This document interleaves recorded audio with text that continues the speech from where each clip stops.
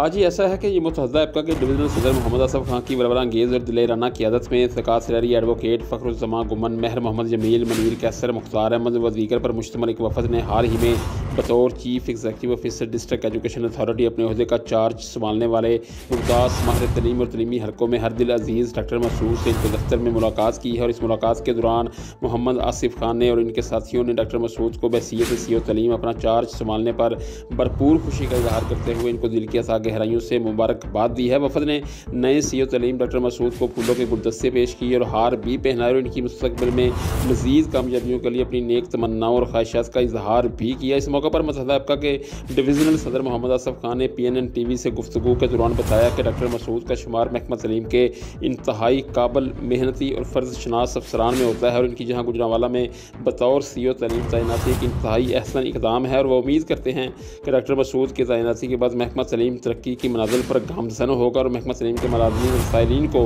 दरपेश मसाइल का खात्मा भी होगा। जबकि दूसरी तरफ मुत्तहदा एप्का की जानब से बतौर सीओ तलीम चार्ज संभालने के बाद मुबारकबाद देने और नेक ख्वाहिशात का इजहार करने पर सीओ तलीम डॉक्टर मसूद ने सदर मोहम्मद असफ खान और इनके साथियों का शुक्रिया अदा किया और इनको यकीन दिलाया कि वे बतौर सीओ तलीम अपनी जिम्मेदारियाँ अहसन तरीके से अदा करने के लिए कोई कसर ना उठा रखेंगे। जी।